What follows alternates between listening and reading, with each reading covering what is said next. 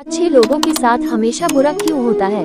गीता में ऐसा क्यों कहा गया है? श्री कृष्ण ने दिया है अर्जुन को इसका जवाब। इस वीडियो में इसका उत्तर यह है कि अच्छे लोगों के साथ हमेशा बुरा क्यों होता है।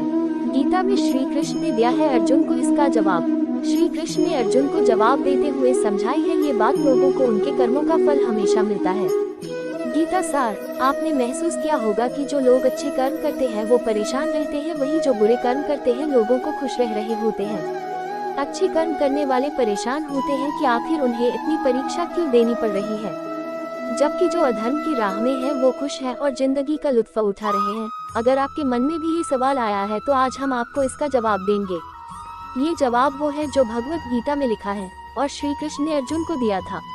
भगवत गीता में वर्णित कथा के अनुसार जब भी अर्जुन के मन में कोई दुविधा होती थी तो वो श्री कृष्ण के पास पहुंच जाते थे। एक बार की बात है, अर्जुन ने भगवान श्री कृष्ण के समीप आकर कहा कि वो दुविधा में है और इसका जवाब वो श्री कृष्ण से चाहते हैं। श्री कृष्ण ने पूछा कि क्या सवाल है।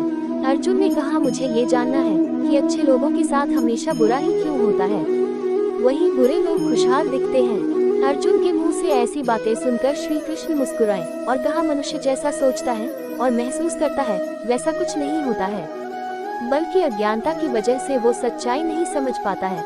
अर्जुन उनकी ये बात समझ नहीं पाए। इसके बाद श्री कृष्ण ने, क्या आप अज्ञानता की वो जानते हैं?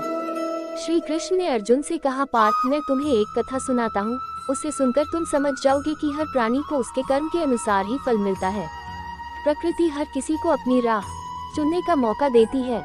अब वो मनुष्य की इच्छा पर निर्भर करता है कि उसे धर्म का मार्ग अपनाना है या अधर्म का। कथा शुरू करते हुए श्री कृष्ण ने कहा, एक नगर में दो पुरुष रहा करते थे। एक पुरुष व्यापारी था जिसके जीवन में धर्म की बहुत महत्ता थी। वो पूजा पाठ में यकीन रखता था। वो हर रोज मंदिर जाता था और दान धर्म भी करता था और हर रोज भगवान की पूजा करता था। वहीं दूसरा पुरुष बिल्कुल विपरीत था। वो हर रोज मंदिर तो जाता था लेकिन पूजा करने नहीं, बल्कि मंदिर के बाहर से जूते चप्पल चुराने, उसे दान और धर्म से कोई लेना देना नहीं था। समय बीतता गया और एक दिन बहुत जोर की बारिश हो रही थी। इस वजह से मंदिर में पुजारी के अलावा कोई नहीं था। ये बात जब दूसरे पुरुष को पता चली तो उसने कहा कि ये सही मौका है मंदिर का धन चुराने का। मंदिर का धन चुराने का पंडित से नजर बचाकर उसने मंदिर का सारा धन चुरा लिया। उसी समय धर्म कर्म में विश्वास रखने वाला व्यक्ति भी मंदिर पहुंचा। दुर्भाग्य से मंदिर के पुजारी ने उसे ही चोर समझ लिया और चिल्लाने लगे। वहां लोग एकत्र हो गए और उसे बहुत मारा।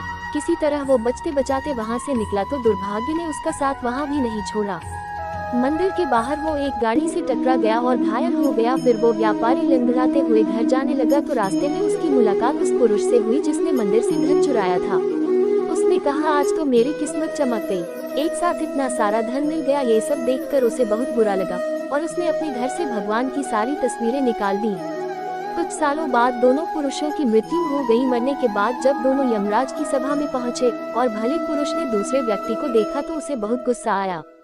उसने क्रोधित होकर यमराज से पूछ ही लिया, मैं तो हमेशा अच्छे कर्म करता था, दान में विश्वास रखता था, उसके बदले जीवन भर मुझे अपमान और दर्द ही मिला और इस व्यक्ति को नोटों से भरी पोटली, आखिर ऐसा भेदभाव क्यों?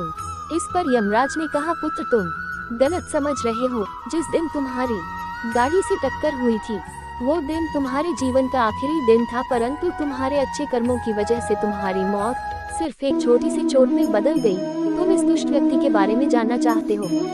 दरअसल इसके भाग्य में राजयोग था, मगर इसके कुकर्मों और अधर्म की वजह से वो सिर्फ एक छोटी सी धन की पोटली में बदल गया। कथा सुनाने के बाद श्री कृष्ण अर्जुन से कहते हैं, पार्थ, क्या अब तुम्हें तुम्हारे सवाल का जवाब मिल गया?